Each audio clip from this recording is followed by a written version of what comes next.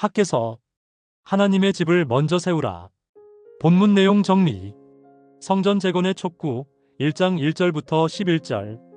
학개 선지자는 바벨론 포로에서 돌아온 유다 백성들에게 메시지를 전해요. 그들은 70년 만에 고국으로 돌아왔지만 성전 재건 작업이 16년 동안 중단된 상태였습니다.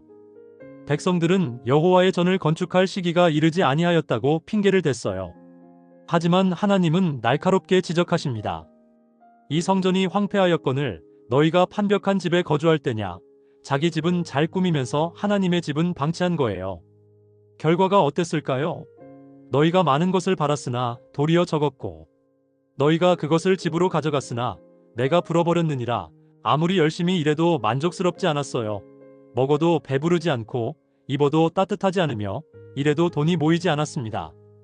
하나님께서 하늘을 닫으시고 땅의 솟아을 막으셨기 때문이에요. 백성들의 순종 1장 12절부터 15절. 놀랍게도 백성들이 즉시 반응했어요. 총독 스룹바벨과 대제사장 여호수아와 모든 백성이 여호와의 목소리를 청종했습니다. 하나님은 내가 너희와 함께 하노라고 격려하시며 그들의 마음을 감동시키셨어요. 그래서 다리오 왕 제2년 6월 24일에 그들은 성전 건축을 다시 시작했습니다. 두려워하지 말라. 2장 1절부터 9절. 한 달 후 백성들이 낙심할 만한 일이 생겼어요. 새로 짓는 성전이 솔로몬의 성전만큼 웅장하지 않았던 거예요. 옛 성전을 본 사람들은 이것이 아무것도 아니라고 말했을 거예요. 하지만 하나님은 3번이나 강하라고 격려하십니다. 내가 너희와 함께 하노라는 약속과 함께요. 그리고 놀라운 말씀을 하세요. 이 성전의 나중 영광이 이전 영광보다 크리라. 겉모습이 아니라 하나님의 임재가 중요하다는 거예요. 축복의 약속 2장 10절부터 19절. 하나님은 제사장들에게 질문하세요. 거룩한 것이 부정한 것을 거룩하게 만들 수 있느냐? 제사장들은 아니요. 라고 대답해요. 그럼 부정한 것은 거룩한 것을 부정하게 만들 수 있느냐? 제사장들은 예라고 대답해요. 이것은 백성들의 불순종이 모든 노력을 헛되게 만들었다는 교훈이에요. 하지만 이제부터는 달라질 거예요. 오늘부터 내가 복을 주리라. 성전 건축을 다시 시작한 날부터 하나님께서 축복하시겠다는 약속입니다. 스룹바벨에 대한 약속 2장 20절부터 23절. 마지막으로 하나님은 총독 스룹바벨에게 특별한 약속을 주세요. 하나님께서 열방을 흔들고 왕국들을 무너뜨리실 것이며 내가 너를 세우고 너를 인장으로 삼으리니 이는 내가 너를 택하였음이니라라고 말씀하십니다. 이것은 스룹바벨을 통해 다윗 왕조가 계속 이어질 것이라는 메시아적 약속이에요. 참고로 스룹바벨에게 이 약속을 하시는 이유가 있어요. 그는 페르시아가 임명한 총독이지만 다윗 왕의 직계 후손이에요.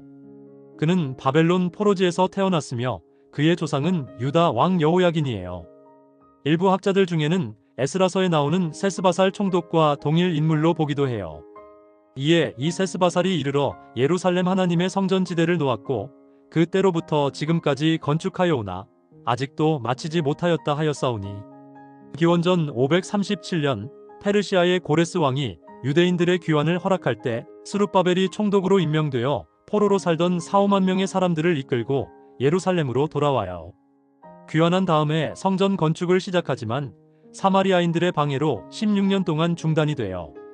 그러나 학개와 스가랴 선지자의 격려와 성전 건축을 허락하는 다리오 왕의 조서에 따라 약 4년 뒤인 기원전 516년에 완공을 해요. 핵심 메시지. 첫째, 하나님의 일이 최우선 순위예요. 백성들은 자기 집을 먼저 돌보고 하나님의 집을 뒷전으로 미뤘어요. 하지만 하나님의 일을 먼저 하지 않으면 다른 모든 것도 제대로 되지 않습니다. 둘째, 순종이 축복의 열쇠예요. 백성들이 말씀에 순종하여 성전 건축을 시작하자 하나님께서 내가 너희와 함께 하노라고 약속하시며 축복하셨어요. 셋째, 외형보다 하나님의 임재가 중요해요. 새 성전이 작고 초라해 보여도 하나님께서 함께 하시면 그 영광이 더 클 거예요. 삶의 적용. 첫째, 오늘도 나의 우선순위는 주님이신가요? 공부, 일, 취미생활 등은 열심히 하면서 하나님과의 시간은 늘 미루고 있지 않나요? 시간이 되면 기도하고 여유가 생기면 성경 읽어야지라고 생각하면 영원히 그 시간은 안 와요. 하나님을 먼저 구하면 다른 것들도 채워질 것입니다. 둘째, 초라하다고 무시하지 말아요. 새 성전이 초라해 보였지만 하나님은 그 나중 영광이 더 크다고 하셨어요. 우리의 기도나 헌신이 작아 보여도 괜찮아요. 중요한 것은 하나님께서 함께 하시는가예요. 셋째, 순종하면 하나님께서 도우세요. 백성들이 건축을 시작하자 하나님은 즉시 내가 너희와 함께 하노라고 말씀하셨어요. 우리도 하나님의 말씀에 순종할 때 그분의 임재와 도우심을 경험할 수 있습니다. 넷째, 당장의 결과보다 장기적인 비전을 생각해요. 학개서는 단지 건물 하나를 짓는 이야기가 아니라 하나님 나라를 세우는 이야기예요. 우리도 눈앞의 이익보다 하나님의 나라와 의를 먼저 구하는 삶을 살아야 합니다. 오늘도 학개서를 통해 먼저 주님의 나라와 의를 구하며 하늘의 복을 누리고 나누길 소망합니다. 사랑합니다. 축복합니다.